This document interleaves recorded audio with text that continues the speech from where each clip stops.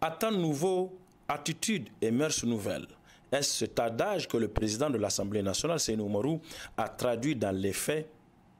C'est en tout cas certainement l'impression que beaucoup de Nigériens ont eue en écoutant son discours d'ouverture de la session budgétaire de l'Assemblée nationale au titre de l'année 2021, le lundi 27 septembre dernier, au Palais de Congrès de Niamey.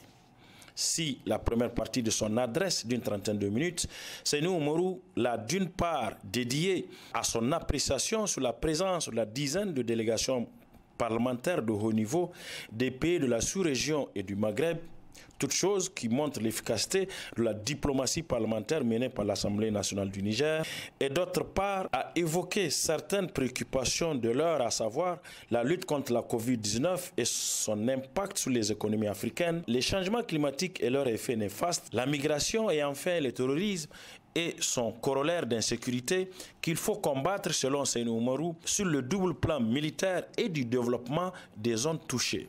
Le président de l'Assemblée nationale, donc, a surtout réservé la seconde partie de son discours au rôle et à la mission du Parlement et du parlementaire lui-même.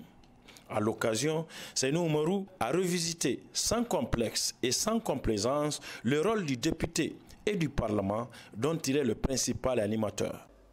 Nous devons repenser le rôle du député pour lui permettre de prendre en charge les nouveaux paradigmes de la vie économique et sociale. Il faut lui donner de nouveaux outils pour faire face à la transformation progressive de ses missions. Après tout, qu'il s'agisse du terrorisme, du dérèglement climatique ou de la migration clandestine, l'on trouve toujours en première ligne les populations. Ces mêmes populations qui ont confié à l'élu le mandat de les représenter et d'être jaloux de leurs intérêts. Dans un contexte de désaffection populaire vis-à-vis du Parlement et des députés qui y sont, dans un climat de plus en plus prononcé et humblement reconnu par le président de l'Assemblée nationale, de la perte de confiance et d'estime des populations vis-à-vis de leurs élus, Seynou Oumarou en appelle à un sursaut des députés, un retour aux fondamentaux du rôle et des attitudes naturelles du député et du Parlement. Ce rôle d'écoute, cette attitude de disponibilité, d'accessibilité, de compassion et de solidarité vis-à-vis des populations. Il faudrait davantage écouter ces populations plutôt que de légiférer sur des questions qui leur sont lointaines, avec des procédures étrangères à leur culture.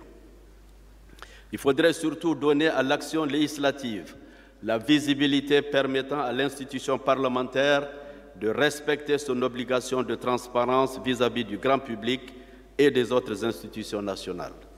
C'est pourquoi, chers collègues, je vous propose de mettre cette législature sous le signe de l'ouverture parlementaire aux Nigériens, que nous devons davantage associer à ce que nous faisons à leur nom. Pour y arriver, pour être simplement plus proche des populations et à leur service, Seynou Oumarou propose quelques pistes simples, mais assurément utiles. Nous devrons multiplier les missions de terrain sous des thématiques liées aux compétences des commissions générales, permanentes ou en relation avec l'actualité nationale.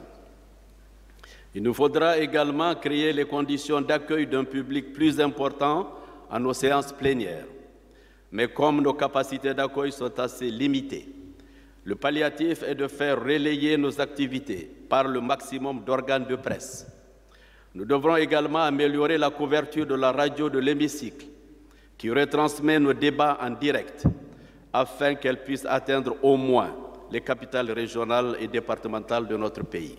C'est donc le lieu de relancer notre vieux projet de création d'une chaîne de télévision parlementaire.